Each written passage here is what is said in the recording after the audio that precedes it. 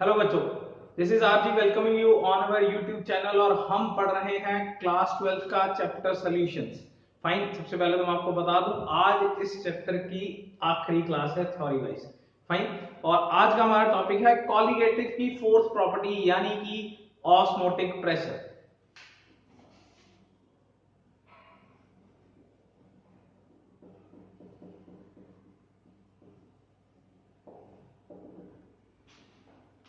थोड़ा सा रिकॉल कर लेते हैं।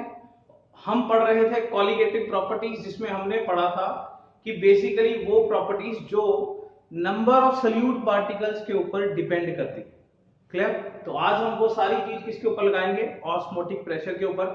हम पहले तीन प्रॉपर्टीज पढ़ चुके हैं, RLBP यानी कि relative loading in vapour pressure, elevation in boiling point and depression in freezing point. Fine, अगर किसी को वहां तक क्लियर नहीं है तो पहले वो क्लियर कर लीजिए and then we should proceed with the last term यानी कि ऑस्मोटिक प्रेशर। क्लियर? अल्टीमेटली ये बहुत ही एप्लीकेशन वाइज देखे जाने वाली चीज है। जैसे मतलब होता है ना वो कच्चे आम जो होते हैं जिनसे अचार बनता है, ठीक है, हम उनको ब्राइन सोल्यूशन में या एक सॉल्टी सोल्यूशन में रख देते हैं और वो कुछ टाइम बाद अचार बन जाता है। क्यों? क्योंकि वो पानी लूज कर देता है। ठीक है ना? मतलब आपने देखा होगा कि एक गाजर है जो थोड़ी सूखी हुई है, पानी में रख देंगे तो दोबारा से स्वेल हो जाती है। ठीक है ना? या फिर हाउ द आरओ वर्क्स, जो आरओ है हमारे घर पे वो किस तरीके से काम कर रहा है, बेसिकली वो सब कुछ इसके अंदर आता है। ठीक है ना? एंड फिर हमें ये भी देखना है कि ऑस्मोटिक प्रेशर जो है वो एक कॉलिगेटिव प्रॉपर्टी कैसे है। कोई दिक्कत? So will start with the very first term that is osmosis. So osmosis basically क्या है? Flow of spontaneous flow of, spontaneous मतलब अपने आप, ठीक है ना, spontaneous flow of the solvent particles. Fine, osmosis क्या है? The spontaneous flow of solvent particles from its higher concentration to its lower concentration।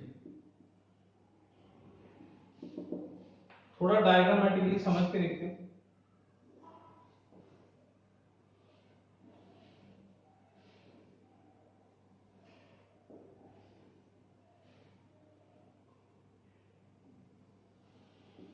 ये बीच में जो मैंने बनाया है that is SPM, semi permeable membrane. ठीक है ना? सेमी परमिएबल मेम्ब्रेन क्या होता है? ये बेसिकली एक ऐसी शीट या एक ऐसी फिल्म है, ठीक है ना, फिल्म मतलब शीट ही होती है, ठीक है ना, तो एक ऐसा फिल्म है या ऐसा सेपरेशन है जिसमें बहुत ही हल्के हल्के से पोर्स होते हैं। यार सोच के देखिए, जब आपने कच्चे आम रखे थे वो पानी लूज करके अचार बन जाते हैं। पानी कहां से लूज करते हैं?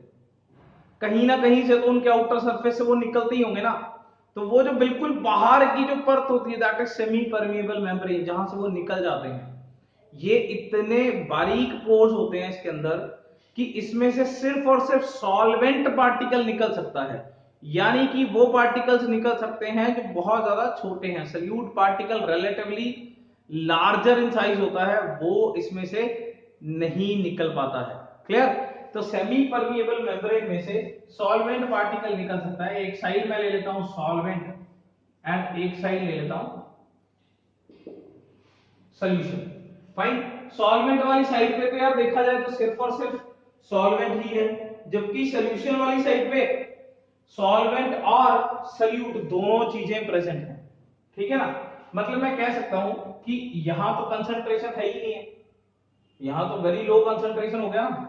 फाइन, तो सॉल्वेंट में तो सिर्फ और सिर्फ सॉल्वेंट ही है, जबकि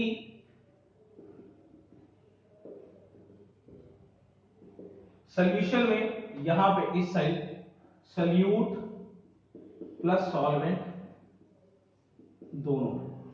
अब बड़ा सिंपल सा मुद्दा है, दोनों में से किस साइड सॉल्वेंट ज्यादा है?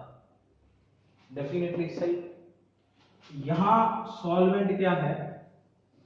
कम है, लेस है, यहां सॉल्वेंट क्या है, ज्यादा है। क्यों? बिकॉज यहां तो सिर्फ है ही सॉल्वेंट और यहां सल्यूट प्लस सॉल्वेंट दो चीजें हैं। कहां सॉल्वेंट ज्यादा है, यहां सॉल्वेंट ज्यादा है तो डेफिनेटली क्या होगा, सॉल्वेंट इधर क्या करेगा, मूव करेगा। सॉल्वेंट इधर ज्यादा है तो सॉल्वेंट इधर से क्या करेगा, देखो हमेशा जो चीज है वो हायर कंसंट्रेशन से लोअर कंसंट्रेशन की तरफ ही मूव करती है। आपने पढ़ा होगा क्लास 9th में एक छोटा सा डेफिनेशन आता है जिसका नाम है डिफ्यूजन। डिफ्यूजन का मतलब होता है अपनी हायर कंसंट्रेशन से लोअर कंसंट्रेशन की तरफ जाना। पर डिफ्यूजन और ऑस्मोसिस में थोड़ा सा फर्क है। डिफ्यूजन क्या होता है, किसी भी पार्टिकल का अपनी हायर से लोअर पे जाना, ठीक है ना। एंड इसका क्या है कि सॉल्वेंट पार्टिकल्स का अपनी हायर से लोअर की तरफ जाना। उसमें देखो कोई भी पार्टिकल मूव कर सकता है, वो डिफ्यूजन है, ठीक है ना। जैसे बड़ी सिंपल सी बात है, इस कमरे में हम 10 लोग हैं, दूसरे कमरे में सपोज 5 लोग हैं। अगर दोनों के बीच का द्वार खुलता है या किसी भी तरीके से कोई परमिएबल मेम्ब्रेन है जिसमें से हम जा सकते हैं, या कुछ भी गेट खुलने से अगर हम जा सकते हैं उधर, तो हमारा जाना डिफ्यूजन है। Diffusion of particles from higher concentration, हम ही जाएंगे, हम 10 हैं वो 5 है, ठीक है ना। तो हायर कंसंट्रेशन से लोअर की तरफ किसी का भी जाना डिफ्यूजन है। पर सॉल्वेंट पार्टिकल्स का मूव करना ऑस्मोसिस है। देखिए यहां सॉल्वेंट क्या है, ज्यादा, यहां सॉल्वेंट क्या है, कम। एंड द रीजन इज क्योंकि यहां तो सिर्फ ही सॉल्वेंट है, तो सॉल्वेंट पार्टिकल का इधर से इधर मूव होना, यहां तो क्या है, मूवेबल पिस्टन्स लगे हुए हैं, ठीक है ना, जो बाहर से बेसिकली एटमॉस्फेरिक प्रेशर लगा रहे हैं, यहां भी लग रहा होगा एटमॉस्फेरिक प्रेशर। तो सॉल्वेंट पार्टिकल्स का इधर मूव हो जाना, इस बात को क्या कहते हैं, ऑस्मोसिस। स्पॉन्टेनियस का मतलब होता है बेसिकली अपने आप, ठीक है ना। फ्लो कर जाना किसका, सॉल्वेंट पार्टिकल का अपनी हायर कंसंट्रेशन से लोअर। ये वर्ड बहुत इंपॉर्टेंट शब्द है, इट्स, अपनी हायर से लोअर की तरफ जाना। इसको पता है क्या है, एक और तरीके से भी लिखते हैं, the spontaneous flow of solvent particles from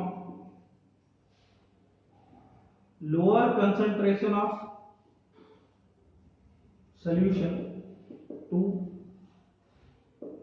higher concentration through SPM। ये तो यहां भी लिखा जाना चाहता है, through SPM, यानी कि सेमी परमिएबल मेम्ब्रेन।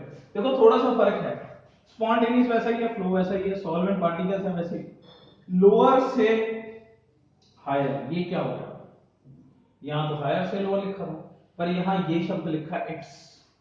इट्स का मतलब सॉल्वेंट के हायर से लोअर। आप देखो दोनों में से कोई एक चीज याद रखो, या तो सॉल्वेंट के हायर से लोअर या फिर सोल्यूशन के लोअर से हायर। देखो यहां सॉल्वेंट कम, यहां सॉल्वेंट ज्यादा, पर यहां कंसंट्रेशन तो कम है ना। जहां सॉल्वेंट ज्यादा होता है वहां कंसंट्रेशन क्या होती है, कम। एंड यहां कंसंट्रेशन क्या है, ज्यादा, क्योंकि जहां सॉल्वेंट कम होता है वहां कंसंट्रेशन क्या होती है, ज्यादा। यार सिंपल सी बात है, ये तो है ही सोल्यूशन, यहाँ कुछ कंसंट्रेशन है, यहाँ तो कंसंट्रेशन ही नहीं है, क्योंकि सॉल्वेंट ही तो है। कल्ले सॉल्वेंट की तो हम कंसंट्रेशन ही नहीं लेते, सल्यूट डालेंगे तो कंसंट्रेशन गिनेंगे। तो यहाँ कंसंट्रेशन क्या है, कम, यहाँ कंसंट्रेशन क्या है, ज्यादा। दोनों में फर्क समझिए। अगर इन दोनों में फर्क समझ आ रहा है तो फिर इन दोनों में भी समझ आएगा और ये मतलब भी समझ आएगा। मैं हमेशा एक याद रखता हूं, सॉल्वेंट अगर मेरे को कंसंट्रेशन दिया भी जाएगा तो मैं हमेशा उसे किस में चेंज कर लूंगा, सॉल्वेंट में। I will change my thinking to the solvent. कहां सॉल्वेंट ज्यादा है वो अपने कम की तरफ जाएगा, अपने कम की तरफ। ये इट्स अपने कम की तरफ जाएगा। आपको ये देखना है कहां सॉल्वेंट ज्यादा है वो अपने कम की तरफ जाएगा। अगर यहां कंसंट्रेशन कम है, यहां सॉल्वेंट ज्यादा है, सॉल्वेंट अपने ज्यादा से अपने कम की तरफ जाएगा। या फिर कंसंट्रेशन कम से कंसंट्रेशन ज्यादा की तरफ जाएगा। पर ज्यादा अच्छे से एक चीज याद रखिए, सॉल्वेंट अपने ज्यादा से अपने कम की तरफ जाएगा। एक चीज याद रखिए, दो में कंफ्यूजन हो जाएगी। क्लियर? हमेशा बोलता हूं दो में से एक डेफिनेशन याद रखिए, ये ज्यादा अच्छी है ऊपर वाली। Spontaneous flow of solvent particles from अपने हायर, इट्स हायर, सॉल्वेंट के अपने हायर से अपने लोअर की तरफ जाने को क्या बोलते हैं? ऑस्मोसिस। कोई दिक्कत? एंड एक बात इसमें बहुत अच्छी और ध्यान के रखनी है, सॉल्वेंट पार्टिकल मूव कर रहा है। क्लियर? कोई दिक्कत? तो अब ये तो था ऑस्मोसिस। अब हम पढ़ते हैं ऑस्मोटिक प्रेशर क्या है। क्लियर? ये तो था osmosis. Osmosis means the movement of या the flow of solvent particles from its higher to its lower concentration is known as osmosis. Now see what is osmotic pressure. So our next term is what is osmotic pressure। देखो इसका इधर आना osmosis है, तो अगर हम यहाँ पे एक एक्सटर्नल प्रेशर लगा दें साथ में, देखो एटमॉस्फेरिक प्रेशर तो लग ही रहा था, अगर हम एक एक्सटर्नल प्रेशर लगा दें, जैसे बड़ी सिंपल सी बात है, उधर वाले कमरे से लोग आ रहे थे और मैं गेट पे खड़ा होके उसे रोकूं, तो डेफिनेटली कोई अंदर नहीं आ पाएगा। तो वैसे ही आपने यहाँ पे पिस्टन से, देखो अगर कोई चीज यहाँ आ रही है तो ये ऊपर मूव करना चाहिए ना, पर अगर आपने इसे पकड़ के रख लिया कि अब नहीं आएगा, यहां पकड़ के रख लिया तो ये इसे यहां पे रोक के रख देगा, तो फ्लो रुक जाएगा। देखो ये यहां आ रहा है तो ये ऊपर जाना चाहिए पिस्टन, पर अगर आपने ऊपर से प्रेशर लगा दिया ये यहां पे रुक जाएगा, इजंट इट? तो इस चीज को बेसिकली क्या कहेंगे, ये यहां से आया और ये इसने रोक दिया, तो ये जो बाहर का प्रेशर लगा हुआ है जो ऑस्मोसिस को जस्ट रोक के रख रहा है, इसे बोलते हैं osmotic pressure. Fine. So basically the external pressure which is applied, कौन सी साइड पे अप्लाई करते हैं हम? सोल्यूशन साइड पे, which is applied on the solution side। क्यों? क्योंकि डेफिनेटली सॉल्वेंट इधर मूव कर रहा है तो इधर ही लगाना पड़ेगा प्रेशर ताकि वो रुक सके। तो which is applied on the solution side so as to just stop the process of osmosis is known as osmotic pressure. Fine. वो एक्सटर्नल प्रेशर जो हम लगाते हैं solution side so that solvent के फ्लो को रोका जा सके या ऑस्मोसिस को रोका जा सके, to just stop the process of osmosis is known as osmotic pressure. कोई दिक्कत? अगर ये हमारा बाहर का लगाया हुआ प्रेशर ज्यादा नहीं होगा, इतना नहीं होगा जितना ये फ्लो रोक सके, तो डेफिनेटली फ्लो चलता जाएगा। अगर मैं जोर उतना नहीं लगाऊंगा, जितनी तेजी से बंदे आ रहे हैं, तो मैं उनको नहीं रोक पाऊंगा। समझिए इस चीज को। यहां पे हमारे पास 3 केसेस बनते हैं। अगर हमारा जो पाई है यानी कि ऑस्मोटिक प्रेशर, जिसको हम पाई से डिनोट करते हैं, अगर ये एक्सटर्नल प्रेशर से कम है, ठीक है ना, या फिर पहले ज्यादा का केस कर लेते हैं, अगर ऑस्मोटिक प्रेशर जो है वो बाहर के लगाए हुए प्रेशर से ज्यादा है, यानी कि बड़ा सिंपल सी बात है, ये चीज कम है, पी एक्सटर्नल हमारी कम है, ऑस्मोसिस कंटिन्यू रहेगा, ऑस्मोसिस कंटिन्यू रहेगा। अगर एक्सटर्नल प्रेशर ज्यादा है, सॉरी एक्सटर्नल प्रेशर कम है एंड ऑस्मोसिस ज्यादा तेजी से हो रहा है, तो ये हमारा कंटिन्यू रहेगा। पर अगर पाइप एक्सटर्नल प्रेशर के इक्वल आ गया, ठीक है ना, तो ऑस्मोसिस विल जस्ट स्टॉप। अगर हमारा बाहर का लगाया हुआ प्रेशर, आप इसे उल्टा करके लिख सकते हो, पी एक्सटर्नल, पहले समझिए, मतलब एक तरीके से हम पी एक्सटर्नल की वैल्यूज पुट कर रहे हैं। अगर पी एक्सटर्नल ऑस्मोसिस से आया हुआ जो प्रेशर वो उसके इक्वल आ गया, तो ऑस्मोसिस जस्ट रुक जाएगा। क्लियर? एंड केस 3 क्या है कि अगर आपका पी एक्सटर्नल ज्यादा है, आपका पी एक्सटर्नल, आपने यहां ज्यादा ही जोर लगा दिया, तो ऐसा भी तो हो सकता है कि इधर के सॉल्वेंट निकल के उधर जाने लग जाए। अगर ये हमने ज्यादा ही लगा दिया, पी एक्सटर्नल काफी ज्यादा लगा दिया, कहीं ऐसा ना हो कि इधर की पार्टिकल इधर मूव कर जाए, डेफिनेटली करेंगे। यानी कि ऑस्मोसिस जो इधर आना चाहिए था वो उल्टा चला गया। क्यों? क्योंकि आपने जोर कुछ ज्यादा ही लगा दिया। तो ज्यादा जोर लगाने के चक्कर में क्या हुआ कि यहां के सॉल्वेंट पार्टिकल उधर मूव कर गए। इधर सॉल्वेंट कम था फिर भी मूव कर जाएगा। क्यों? जब ऊपर से जोर आ रहा है तो डेफिनेटली यहां का सॉल्वेंट फिर मूव कर जाएगा, जब प्रेशर ही आ रहा है ऊपर से। तो अगर आपका लगाया हुआ बाहर का प्रेशर काफी ज्यादा है तो क्या होगा? Reverse osmosis will take place.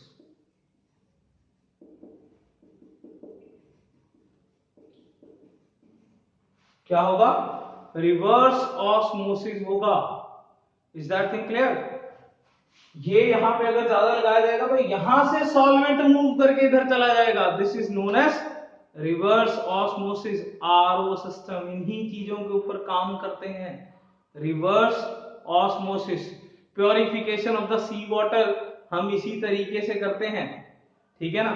मतलब यहां पे हमारे पास सोल्यूशन है जिसमें सल्यूट है या इंप्योरिटी है, फाइन। हम ज्यादा एक्सटर्नल प्रेशर लगाते हैं तो सारा सॉल्वेंट मूव करके इधर आ जाता है, and ultimately what we get is सारे का सारा सॉल्वेंट प्योर फॉर्म में हम उधर ले लेते हैं। This is reverse osmosis. Is that thing clear? मतलब क्या होगा रिवर्स ऑस्मोसिस के केस में कि अगर हम जहां से ज्यादा प्रेशर लगा रहे हैं तो ये सारा फ्लो क्या हो जाएगा? उल्टा हो जाएगा। रिवर्स ऑस्मोसिस के केस में ये सारा फ्लो क्या हो जाएगा? उल्टा। एंड हमें क्या होगा?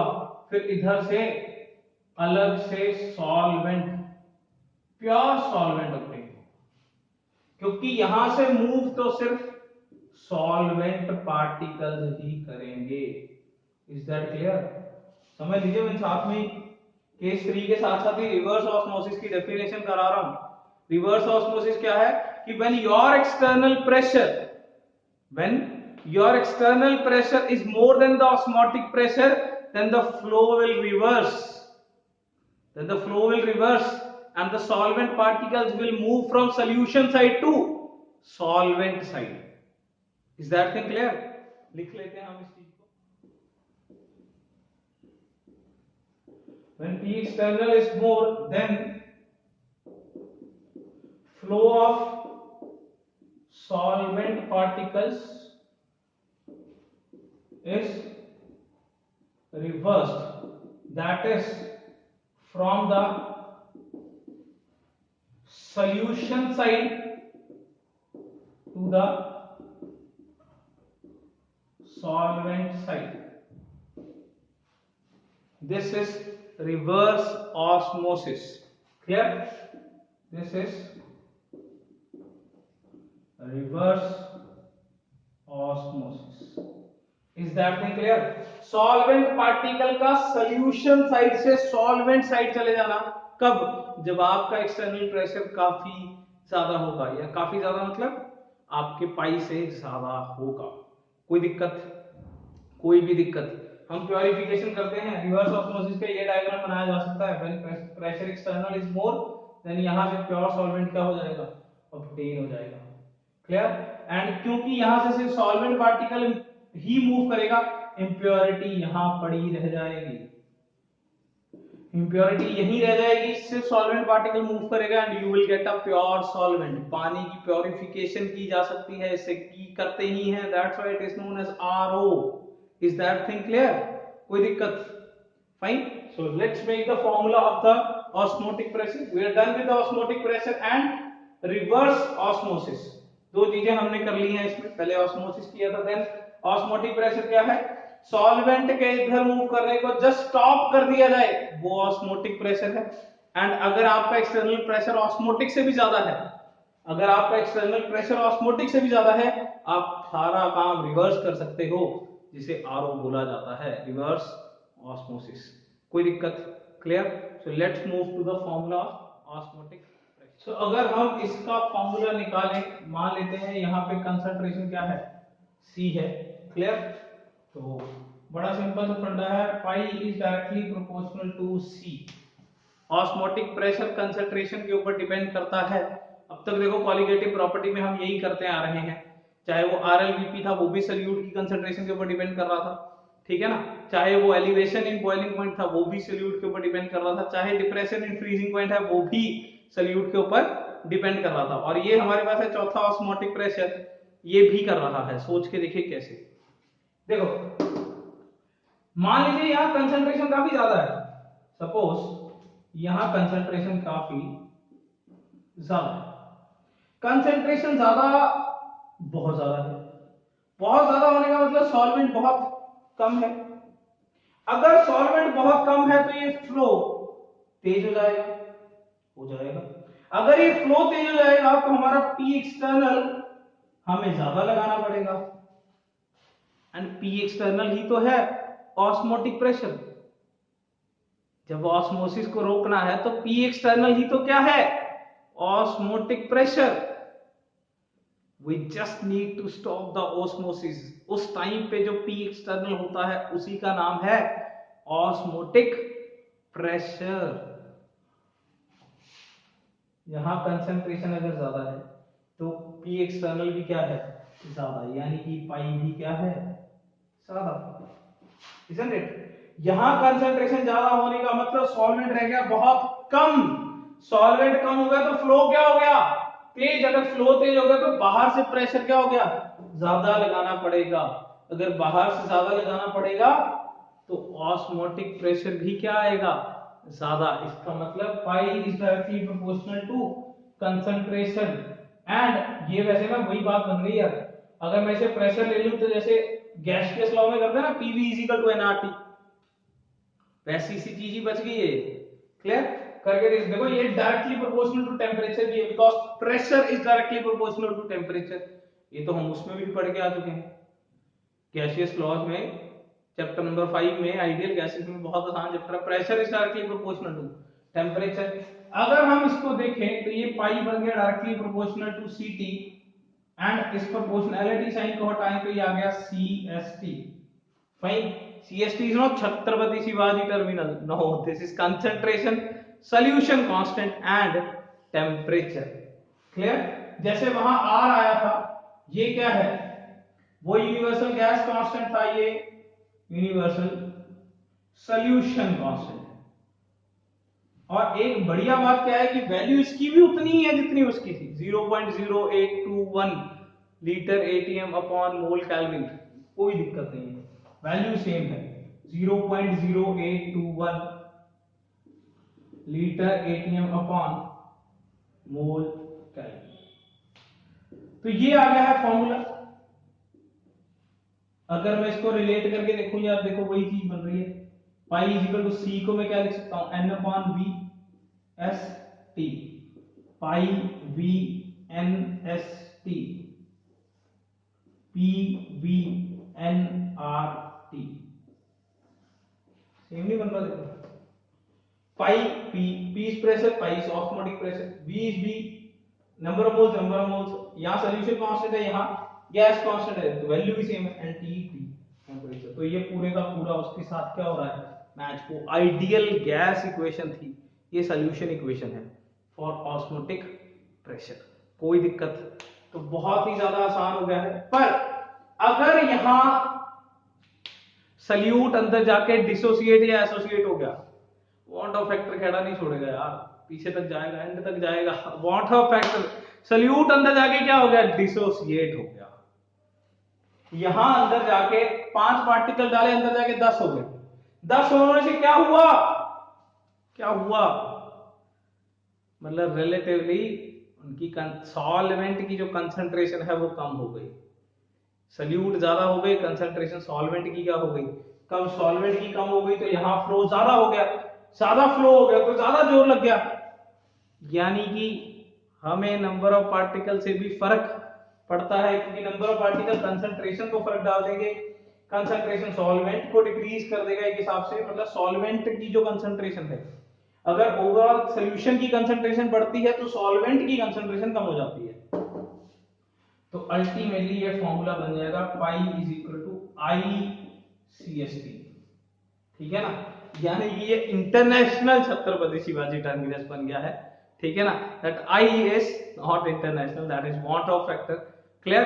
so pi is equal to CST अगर ये नॉन इलेक्ट्रोलाइट है, एंड ICST अगर ये एक इलेक्ट्रोलाइटिक सोल्यूशन है। Is that clear? And colligative prove हो जाता है जैसे आई आ गया, अगर सल्यूट को गिनती सोल्यूशन को गिनती से फर्क पड़ने लग गया तो वो कॉलिगेटिव है, और यहां गिनती से पूरा पूरा फर्क पड़ता है क्योंकि गिनती से सॉल्वेंट की कंसंट्रेशन कम होगी, और सॉल्वेंट की कंसंट्रेशन से ये सॉल्वेंट इधर से इधर ज्यादा मूव होगा। अगर यहां सॉल्वेंट कम है तो ये वाला सॉल्वेंट इधर ज्यादा मूव करेगा, तो गिनती से हमें भाई पूरा पूरा ही फर्क पड़ता है, isn't it? तो अल्टीमेटली ये फॉर्मूला बन गया pi is equal to CST और pi is equal to ICST। कोई दिक्कत? क्वेश्चन करके देखते हैं। ऑस्मोटिक के बहुत ही ज्यादा आसान है, न्यूमेरिकल भी बहुत आसान है, टर्म भी बहुत आसान थी, और फॉर्मूला भी लगभग आपको पहले से याद ही है। सो let's have it. So here is a very आसान न्यूमेरिकल। सो ऑस्मोटिक प्रेशर कैलकुलेट करना है, पाई निकालना है, 0.1 मोलैरिटी कंसंट्रेशन दिया हुआ है, यूरिया नॉन इलेक्ट्रोलाइट, पहले यही चेक करेंगे क्वालिटेटिव के क्वेश्चन में, ठीक है ना। एक्वस सॉल्यूशन एट 300 केल्विन, बड़ा सिंपल सा फंडा है, pi is equal to CST, C दिया हुआ है 0.1, ये आ गया 0.0821। यूनिट जरूर चेक करेंगे, देखो जब भी S यूज करना है, ठीक है ना। मैं ये वाला स्प्रे यूज कर रहा हूं क्योंकि मैं ध्यान रखूंगा कि सारे लीटर ATM वगैरह में ही लूं मैं, ठीक है ना। तो concentration obviously number of moles upon volume में ही आएगा ये, ठीक है ना, और वो लीटर में है, और आंसर मैं ATM में दूंगा क्योंकि ये टर्म तभी यूज किया जाता है जब ATM होता है, वरना देखो R के भी बहुत सारे वैल्यूज होते हैं, हमने गैसीय स्टेट में पढ़ा था, वैसे ही S की बहुत सारी वैल्यू है डिपेंडिंग अपॉन यूनिट कौन सा है। आप एक याद रखिए 0.0821 litre ATM upon mole kelvin, आपके यूनिट्स उस हिसाब से होने चाहिए। मैं यहाँ मोल ले रहा हूँ, लीटर ले रहा हूँ, एंड ये केल्विन में लूंगा। टेम्परेचर डेफिनेटली कितना दिया हुआ है, 300 दिया हुआ है, clear. Solve it, this comes out to be like, यहाँ पे 100 कर दूं, this is 3 into 8 24, this is 2.468। So this is the final answer of the osmotic pressure। बहुत ही ज्यादा आसान था यार, आई भी नहीं लग रहा क्योंकि यूरिया एक नॉन इलेक्ट्रोलाइटिक सोल्यूशन है, clear. So let me give you a very interesting one which is my favourite, let's have it. So this is a very interesting question, पूरे बोर्ड पे क्वेश्चन है क्योंकि आंसर यहां बनाना है, clear. तो इन विच solution side, कौन सी side, ए side या B side, ये कॉम्प्लेक्स बनेगा। देखो बड़ा सिंपल सा फंडा है, ए साइड पे दिया हुआ है ये वाली चीज यानी कि copper sulphate, and B side पे दिया हुआ है ये वाली चीज, ठीक है ना। तो अगर तो ये इधर चला गया तो यहां कॉम्प्लेक्स बन जाएगा, अगर ये इधर आ गया तो यहां कॉम्प्लेक्स बन जाएगा, एंड जहां भी ये कॉम्प्लेक्स बनेगा वहां वो डीप ब्लू कलर देगा, ठीक है ना। तो आपको ये देखना है कि किस साइड वो डीप ब्लू कलर देगा, यानी कि आसान सी भाषा में किधर ये कॉम्प्लेक्स बनेगा। अगर ये पार्ट उधर चला गया तो यहां बनेगा, और अगर ये पार्ट इधर आ गया तो यहां बनेगा। आपको बताना है ए साइड बनेगा या बी साइड। फर्क है, यहां कंसंट्रेशन इतनी दी हुई है, यहां कंसंट्रेशन इतनी। सोचिए, बना लीजिए अपना आंसर, कोई दिक्कत नहीं है, अपना आंसर बना दीजिए।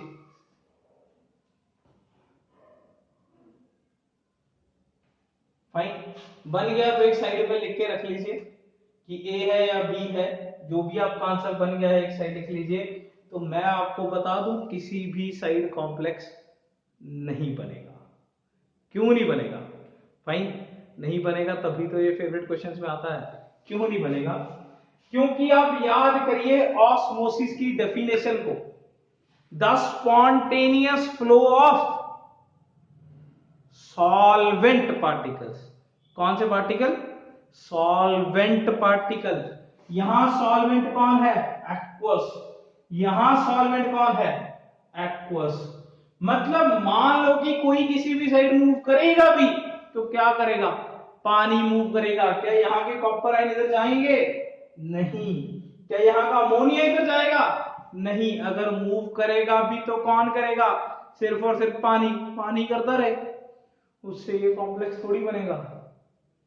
हाँ, अगर पानी मूव कराना होता तो देखो इसकी कंसंट्रेशन कम है, कंसंट्रेशन कम मतलब यहां सॉल्वेंट ज्यादा है, कंसंट्रेशन कम मतलब यहां सॉल्वेंट ज्यादा है, यहां से पानी मूव कर जाएगा, बी से ए पानी मूव करेगा, वाटर विल मूव। क्यों? क्योंकि इसकी कंसंट्रेशन कम है, कंसंट्रेशन कम मतलब सॉल्वेंट की कंसंट्रेशन ज्यादा। अरे भैया बनाना तो कॉम्प्लेक्स था, कॉम्प्लेक्स तो तब बनता अगर अमोनिया जाता या कॉपर आता, ऐसा कुछ भी नहीं होगा। नन ऑफ द साइड या neither of the side the complex will, किसी भी side, none of the side the complex will form, किसी भी साइड कॉम्प्लेक्स नहीं बनेगा, कोई दिक्कत। Is that thing clear? क्योंकि मूव भैया सॉल्वेंट को करना है। यहां डेफिनेशन ऑफ ऑस्मोसिस काफी अच्छे से क्लियर हो जाती है। Clear? So that is one of a kind, थोड़ा सा अलग है बाकियों से। If 200 ml of 0.1 molarity urea solution, non electrolyte है, is mixed with 300 ml of 0.2 molarity, ये भी नॉन इलेक्ट्रोलाइट है। चलो आज तो किस्मत अच्छी है, नॉन इलेक्ट्रोलाइट ही आ रहे हैं। दो अलग अलग सॉल्यूट है भैया, 200 ml का 0.1 मोलैरिटी यूरिया एंड 300 ml का 0.2 मोलैरिटी यूरिया एट 300 केल्विन। हमें निकालना है ऑस्मोटिक प्रेशर। क्लियर? थोड़ा सा जगह बना लेते हैं। Pi is equal to CST है, जिसमें S पता है, T पता है, कंसंट्रेशन दोनों की यार अलग अलग पता है, ठीक है ना। तो पहले हमें एक ओवरऑल कंसंट्रेशन निकालने की जरूरत है, ठीक है ना। ऐसा नहीं होगा दोनों का अलग अलग निकाल लो, फाइन। दोनों का अलग अलग भी एक तरीके से निकाला जा सकता है, पर फिर वॉल्यूम जोड़ के लेना पड़ेगा क्योंकि दोनों मिक्स कर दिए गए हैं। क्लियर? बेटर है हम पहले फाइनल कंसंट्रेशन ही निकाल लें। तो फाइनल कंसंट्रेशन कैसे निकलेगा? अब यूरिया के बारे में देख लीजिए, हमारे पास बेसिकली मोलैरिटी है 0.1 मोलर एंड वॉल्यूम है 200 ml, यानी कि 0.2 लीटर। अगर नंबर ऑफ मोल्स देखें तो क्या आ जाएगा? m into v, molarity into volume 0.1 into 0.2, that comes out to be 0.02 moles. Same अगर हम ग्लूकोज के लिए निकालें तो number of moles m into v, इसकी मोलैरिटी कितनी है? 0.2 एंड वॉल्यूम कितना है? 300, यानी कि 0.3 लीटर्स में चेंज कर लिया मैंने डायरेक्टली से। क्लियर? तो ये बन गया है 0.06। तो ये टोटल नंबर ऑफ मोल्स कितने बन गए? टोटल नंबर ऑफ मोल्स बन गए मेरे पास 0.08 एंड टोटल वॉल्यूम कितना बन गया?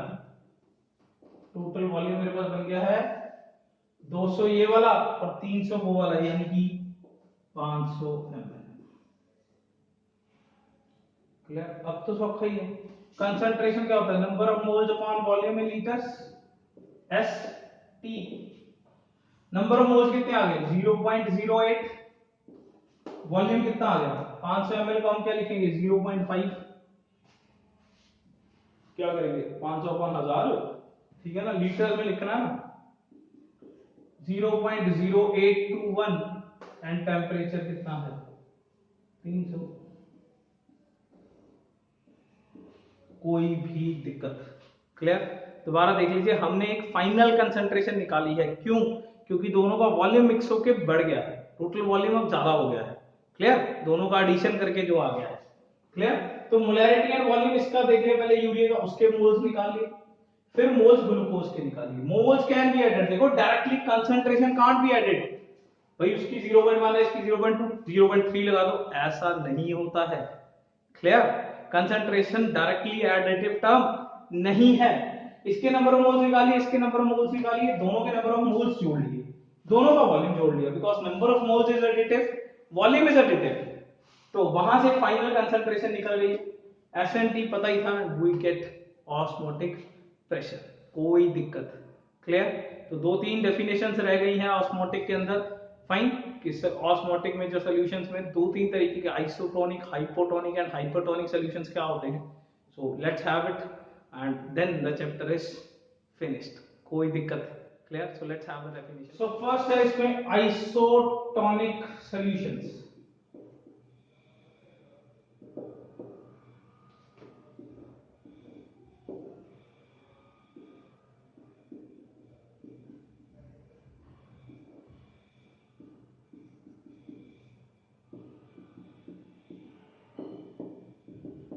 देखो ये कोई सोल्यूशन 1 है, ये कोई सोल्यूशन 2 है, फाइन।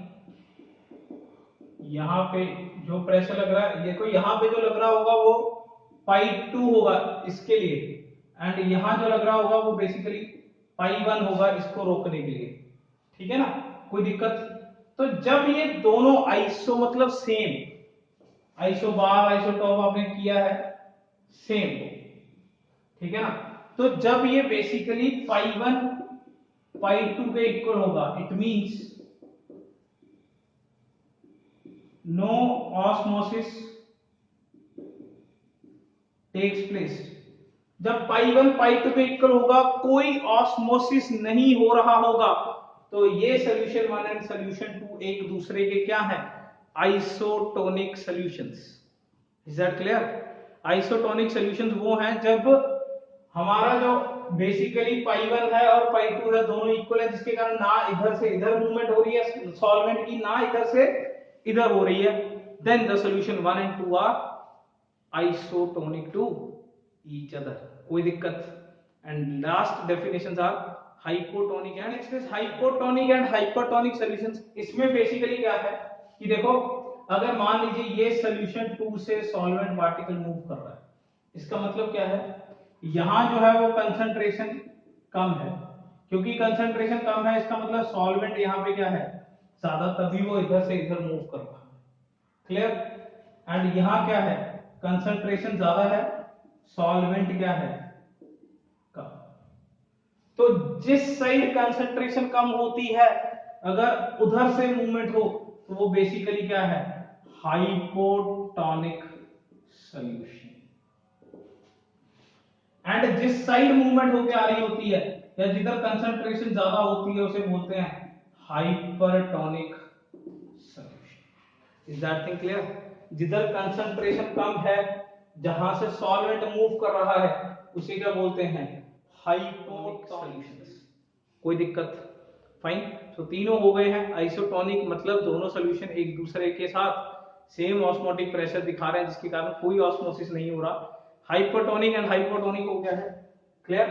हाइपो मतलब जहां कंसंट्रेशन कम है, जहां से सॉल्वेंट पार्टिकल मूव कर रहा है, एंड हाइपरटोनिक जहां मूव होके आ रहा है, कोई दिक्कत, clear. So we are done with the part osmotic pressure, clear, and we are done with the chapter solutions, fine.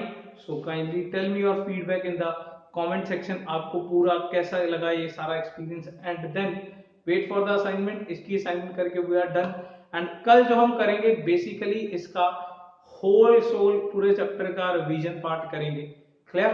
And then कुछ और न्यूमेरिकल्स, क्योंकि न्यूमेरिकल कभी ना खत्म होने वाली चीज है।